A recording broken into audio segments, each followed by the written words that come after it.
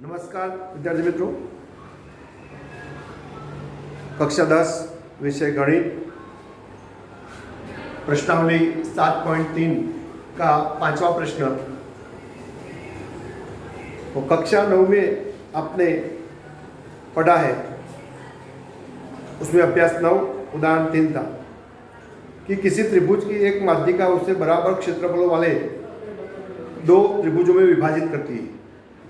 माध्यिका का मतलब क्या होता है?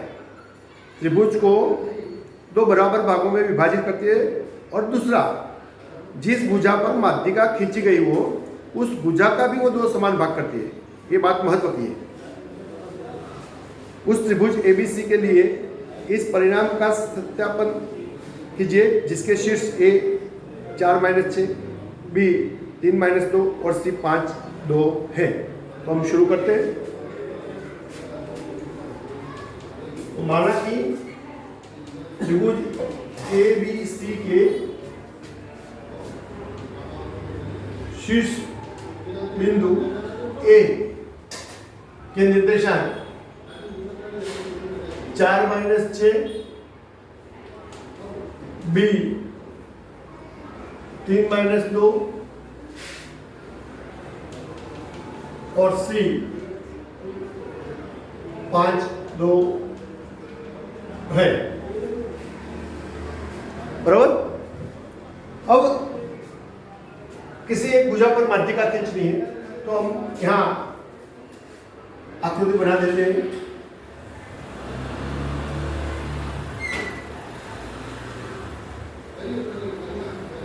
मान लो कि ये एक माध्यिका है, बराबर। डी बिंदु लेते हो या P भी ले सकते हो, P लेते हैं हम, बराबर। तथा रेखाखंड AP, यह रेखाखंड BC पर की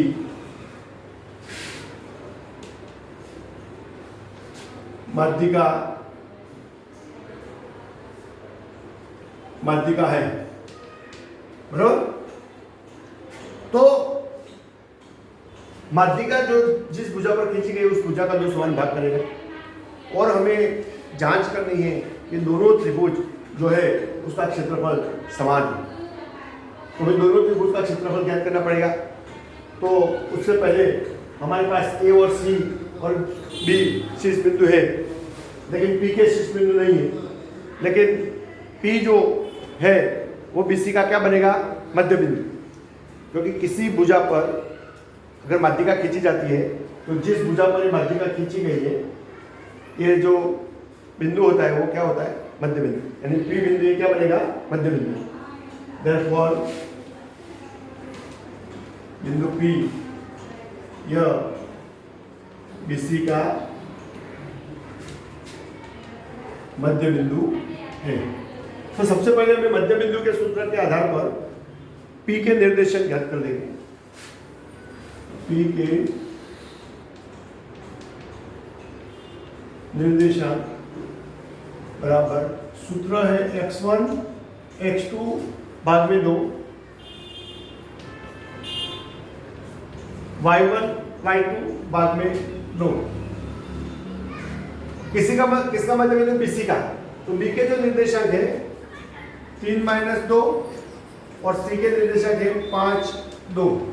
हमको ये 3 जो है वो x1 5 x2 -2 y1 ये 2 y2। तो सीधा ही मान रखेंगे 3 + 5 भाग में 2 -2 + 2 भाग में 2, तो ये 8 भाग में 2 और ये 0 भाग में 2। हर काटने पर ये 4 और ये 0। तो P के निर्देशांक है 4 0।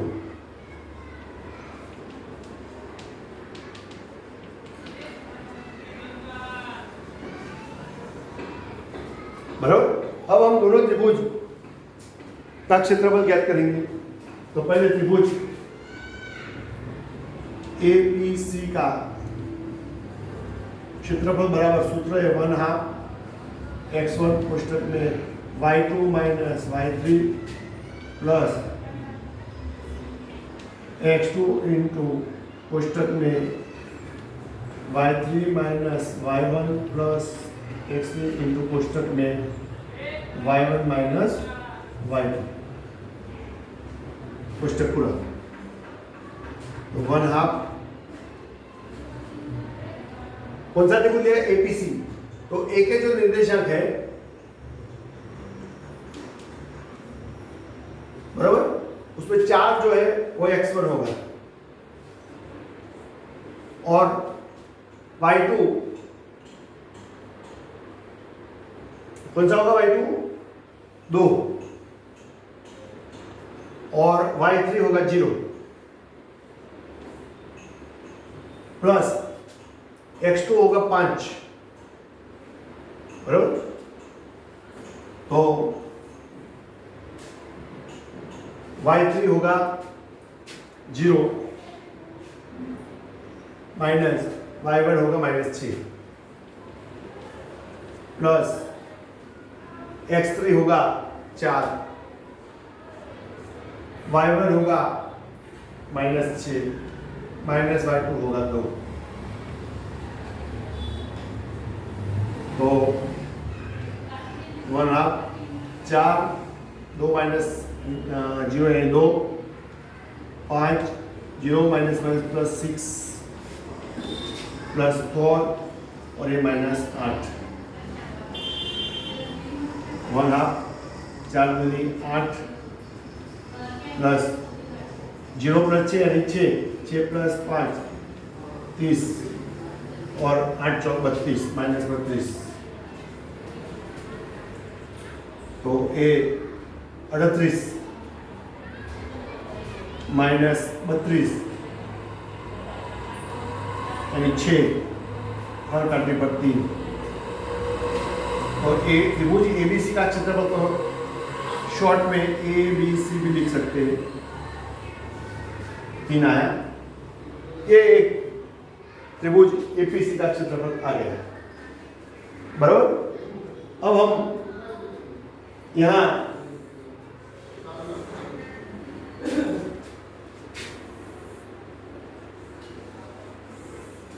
त्रिभुज एपीबी का क्षेत्रफल लेते हैं। तो त्रिभुज एबीपी का क्षेत्रफल बराबर, सूत्र हम यहां लिखते हैं 1/2 मानांक में x1 into y2 minus y3 plus x2 into y3 minus y1 plus x3 into y1 minus y2 मानांक खत्म। मान रखते हैं 1/2। अब यहाँ एपीसी में x1 होगा 4, एपीबी में 4, तो y2 ए बी का -2 y2 और ये 0 जो है वो माइनस y3 -0 प्लस नीचे लिखता हूं x2 यानी ये 3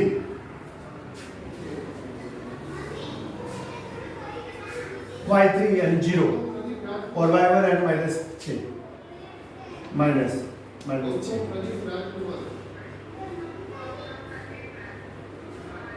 और x3 यानी 4 y1 यानी -6 और y2 यानी -2।